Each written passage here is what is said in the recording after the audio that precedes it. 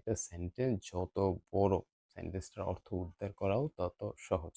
এই সেন্টেন্সটা বললেই বুঝতে পারবেন। বাকি সেন্টেন্সগুলা দেখলে হয়তো আরো ক্লিয়ার হয়ে যাবেন কিভাবে সেন্টেন্সগুলা পড়বেন।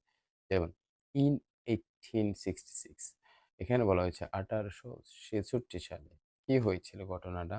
পরে কমার পরেই বলে দিচ্ছে he gave up his business. He gave up সে ছেড়ে দিয়েছিল। গিভ আপ মানে কি? গিভ আপ দেওয়া না। মানে গিভ আপ মানে ছেড়ে দেওয়া। এটা একটা ফ্রেজাল ভার্ব। সে ছেড়ে দিয়েছিল হিজ বিজনেস, তার বিজনেসটা ছেড়ে দিয়েছিল।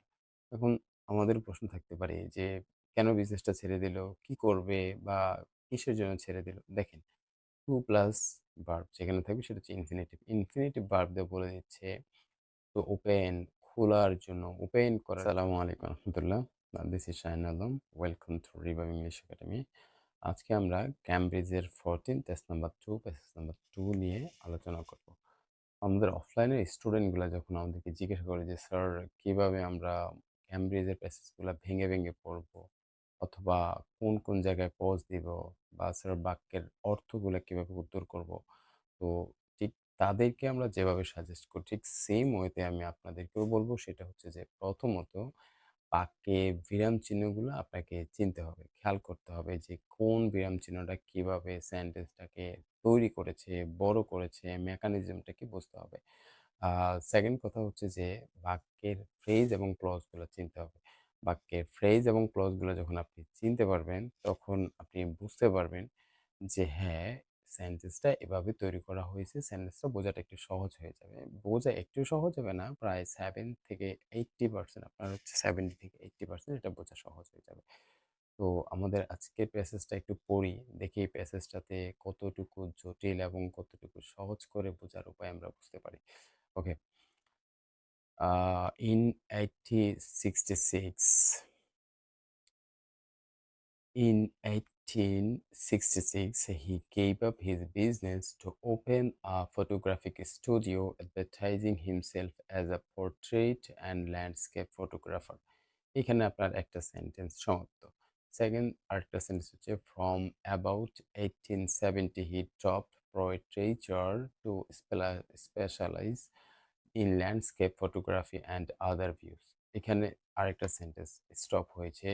তারপরে his numerous photographers of city life rebuilt in street scenes, houses and markets are alive with human activity, and although his favorite subject was landscape, he usually composed his scenes around such human pursuits as farming the land, cutting ice on a river, or sailing down a woodland stream.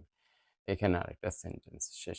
There was a sufficient demand for these types of scenes and others he took, depicting and lumber trade, steamboats and waterfalls to enable him to make a living.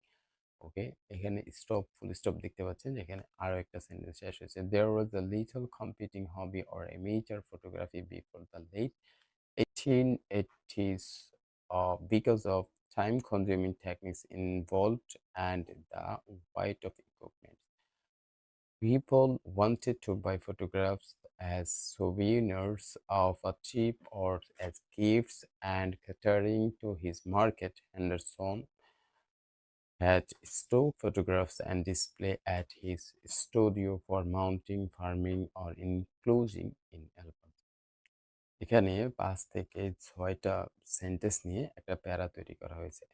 আমরা অনেকেই সেন্টেন্সটা পড়েছি। আসলে সেন্টেন্সটা কি বলছে? দেখেন তো, এই সেন্টেন্সটা এই মাথা থেকে আমরা যখন এই মাথা পর্যন্ত আসছি, আমাদের কি মনে হয়েছে? যে আমরা সেন্টেন্সটা ধরতে পারছি? আমাদের মনে হয় তেমন একটা আমরা ধরতে পারি নাই। আসলে সেন্টেন্স না ধরারই কথা। কারণ সেন্টেন্সটা এমনভাবে বলা হচ্ছে, মনে হচ্ছে যে অনেক জটিল। আমরা এটা কখনো শুনি নাই। আসলে সেন্টেন্সটা জটিল না। সেন্টেন্স যদি আমরা একটু ভেঙে, ভেঙে পড়ি তাহলে সেন্টেন্সটা জটিল না। চলেন সেন্টেন্স গুলা একটু পার্ট, পার্ট করে আপনাদেরকে বোঝাই। যেহেতু ১ম অবস্থায় আপনাকে সেন্টেন্স গুলা বুঝতে হবে কিভাবে একটা সেন্টেন্সের অর্থ উদ্ধার করা যায়, কিভাবে সেন্টেন্সের ফ্রেজ গুলা, ক্লজ গুলা আলাদা করা যায় বা কিভাবে সেন্টেন্সটা ফ্রেজিয়ম দিয়ে শুরু হয়েছে না ইডিয়মস দিয়ে শুরু হয়েছে এগুলো, বা কিভাবে সেন্টেন্সের স্ট্র্যাটেজিটা তৈরি করা হয়েছে সেটা কিভাবে বোঝা যায় সেটা খেয়াল রাখতে হবে। ওকে, ফার্স্ট সেন্টেন্স যেটা হচ্ছে সেটা হচ্ছে যে এটা। এটা হচ্ছে ফার্স্ট সেন্টেন্সটা। যেমন in 1866 he gave up his business to open a photographic studio, advertising himself as a portrait and landscape photographer. ওকে। বিষয়টা একটু খেয়াল করেন। এই সেন্টেন্সটা শুরু হয়েছে একটা প্রিপোজিশনাল ফ্রেজ দিয়ে। যেমন প্রিপোজিশন অফ টাইম দিয়ে শুরু হয়েছে।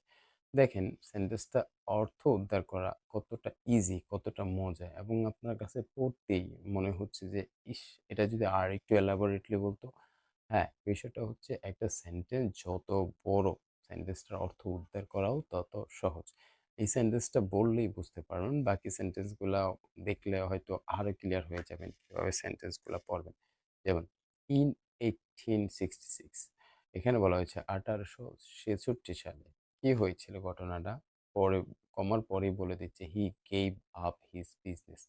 He gave up সে ছেড়ে দিয়েছিল। give up মানে কি? গিভ আপ দেওয়া না। মানে গিভ আপ মানে ছেড়ে দেওয়া। এটা একটা ফ্রেজাল ভার্ব। সে ছেড়ে দিয়েছিল হিজ বিজনেস, তার বিজনেসটা ছেড়ে দিয়েছিল। এখন আমাদের প্রশ্ন থাকতে পারে যে কেন বিজনেসটা ছেড়ে দিল? কি করবে বা কিসের জন্য ছেড়ে দিল? দেখেন 2 প্লাস ভার্ব যেখানে থাকবে সেটা হচ্ছে ইনফিনিটিভ। ইনফিনিটিভ ভার্ব দিয়ে বলে দিচ্ছে তো ওপেন, খোলার জন্য, ওপেন করার জন্য। কি ওপেন? তার পরের অংশতে বলেছে ফটোগ্রাফিক স্টুডিও। একটা ফটোগ্রাফিক স্টুডিও ওপেন করার জন্য সে তার বিজনেসটা ছেড়ে দিয়েছে।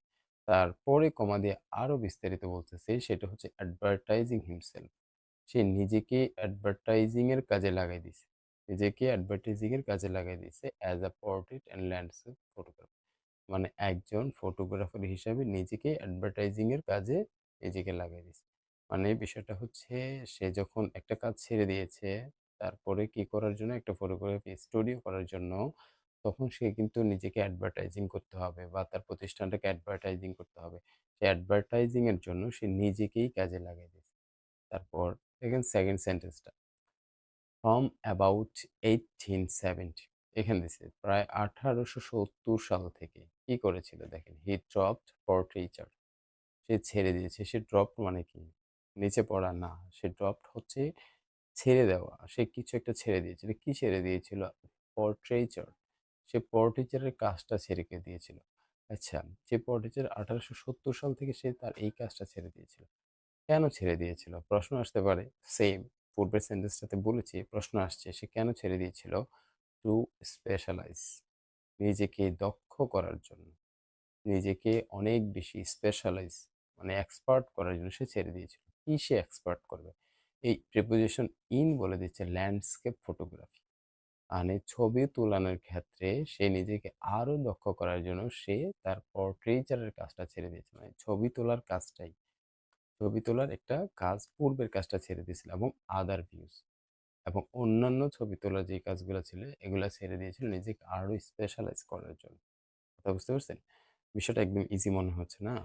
আসলেই ইজি। বুঝতে পারলে সেন্টেন্স গুলা অনেক ইজি।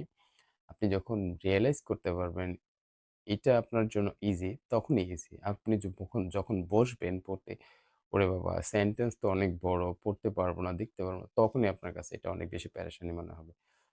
প্যারাশানি নেওয়ার কিচ্ছু নাই। প্যাসেজ ২-১ টা পড়ার চেষ্টা করেন। পড়েন, দেখেন হচ্ছে আপনি অনেকটা ইজি বুঝতে পারবেন। ওকে। থার্ড সেন্টেন্সটা দেখেন, his numerous photographs of city life revealed in street scenes, houses, and markets are alive with human activities. And although his photographs' favorite subject was landscape, he usually composed his scenes around such human pursuits as farming the land, cutting ice on a river, or sailing down a woodland stream. Okay. এটা একটু বড়, হ্যাঁ? সমস্যা নাই। আমি হচ্ছে আপনাকে ছোট, ছোট করেই বুঝিয়ে দিব যাতে আপনি সেন্টেন্সটা বুঝতে পারেন, বুঝিয়ে আনসার করতে পারেন। সমস্যা নেই। অর্থ উদ্ধারও করতে পারেন। ওকে দেখেন।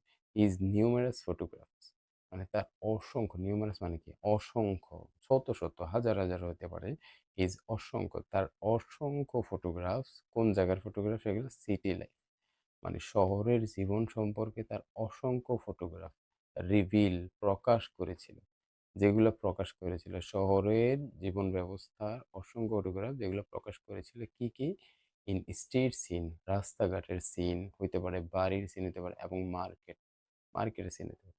আর অ্যালাইভ যেগুলো এখনো এই যে এই কাজগুলা সিন, হাউসেস অ্যান্ড হচ্ছে মার্কেটের কাজগুলা মানে এগুলো এখনো জীবিত আছে। কার মাধ্যমে আছে?